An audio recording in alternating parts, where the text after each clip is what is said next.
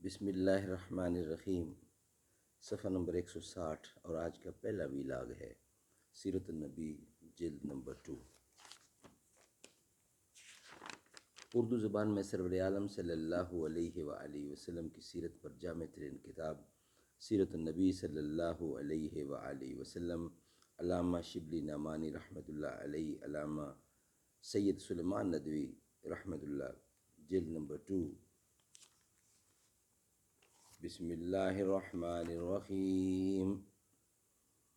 الحمد للہ رب العالمین والصلاة والسلام علی رسولہ محمد وعلی آلہ واصحابہ اجمعین۔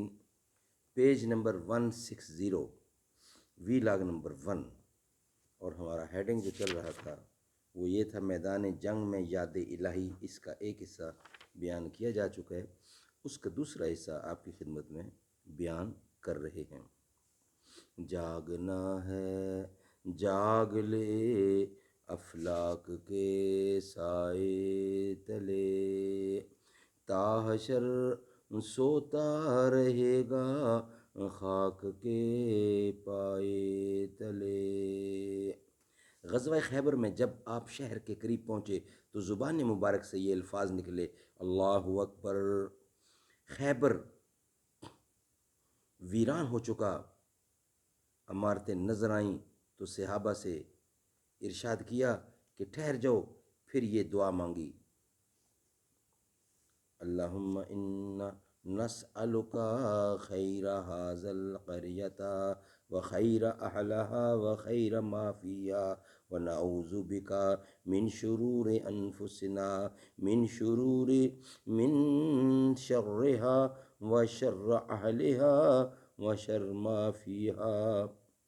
اے خدا، ہم تجھ سے اس آبادی کی، اس آبادی والوں کی، اس آبادی کی چیزوں کی بھلائی چاہتے ہیں اور ان سب کی برائیوں سے تیری پناہ کے طلبگار ہیں۔ حنین کے معرکہ میں 12,000 فوج آپ کے ساتھ تھی، لیکن اول ہی حملہ میں اس کے پاؤں اکھڑ گئے۔ اس فوج کا سپہ سالار اگر ان ہی آدمیوں کے بھروسے پر میدان جنگ میں اترتا تو شاید وہ سب سے پہلے بھاگ کر اپنی جان بچاتا، لیکن آپ کو جس قوت پر اعتماد تھا، آپ اس کو تنہائی میں بھی اس طرح ناصر و مددگار سمجھتے تھے جس طرح فوج و لشکر کے ساتھ میں اس وقت جب 10,000 قدر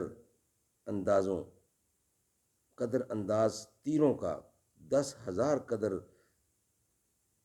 انداز تیروں کا می برساتے ہوئے سیلاب کی طرح بڑھتے چلے آتے تھے، اور آپ کے پہلو میں چند جانثاروں کے سوا کوئی اور باقی نہیں رہا تھا۔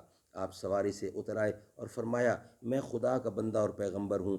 پھر بارگاہ الہی میں دست بددعا ہو کر نصرت موعودہ کی درخواست کی۔ دفعتاً ہوا کا رخ پلٹ گیا اور نسیم فتح علم اسلام کو لہرانے لگی۔ 10,000 دشمن کے بے پناہ تیروں کو یکا و تنہا مناجات و زاری کی سپر پر روکنے کی جرأت پیغمبروں کے سوا اور کس سے ظاہر ہو سکتی ہے؟ اس موقع کا سب سے مؤثر منظر غزوہ بنی مستلق میں نظر آیا۔ سامنے دشمن پڑاؤ ڈالے پڑے ہیں اور غفلت کے منتظر ہیں کہ دفعتاً نماز کا وقت آ جاتا ہے اور آپ امام بن کر آگے کھڑے ہو جاتے ہیں۔ صحابہ کی ایک جماعت مقتدی ہو کر نماز میں مصروف ہو جاتی ہے اور دوسری دشمنوں کا سامنا روک لیتی ہے۔ صلح حدیبیہ کے زمانے میں اس سے بھی زیادہ خطرناک موقع پیش آیا۔ حضور اکرم کے پاس غسفان میں خیمہ زن تھے۔ قریش کے مشہور جنرل خالد بن ولید آس پاس کی پہاڑیوں میں دشمنوں کی فوج کا ایک دستہ لیے ہوئے موقع کی تاک میں تھے۔ آخر قریش کی یہ رائے قرار پائی کہ مسلمان جب نماز کے لیے کھڑے ہوں تو عین اس وقت ان پر بے خبری میں حملہ کیا جائے۔ خداوند کا خداوند کارساز کی بارگاہ میں قصر صلات کی ایک عمدہ تقریب پیدا ہو گئی، چنانچہ قصر کی آیتیں نازل ہوئیں۔ عصر کا وقت آیا تو آپ نماز کے لیے اٹھ کھڑے ہوئے۔ دشمن اپنی فوج کا پرا لیے آپ کے سامنے تھے۔ صحابہ دو حصوں میں منقسم ہوئے، ایک حصے نے آپ کے پیچھے آ کر نماز کی صفیں قائم کیں اور دوسرا حصہ دشمنوں کے مقابل کھڑا ہو گیا۔ پہلی جماعت فارغ ہو کر بتدریج دشمنوں کے مقابل آ گئی اور دوسری ترتیب کے ساتھ پیچھے ہٹ کر آپ کے ساتھ نماز میں جا ملی۔ یہ تمام تبدیلیاں مقتدیوں کی صفوں میں ہو رہی تھیں، لیکن خود سپہ سالار خون آشام تلواروں کے سائے میں تمام خطرات سے بے پرواہ عبادت الہی میں مصروف تھے۔ ان واقعات کو پڑھ کر اندازہ ہوگا کہ اس حکم الہی کی کہاں تک تعمیل ہوئی۔ یا ایھا الذین آمنوا اذا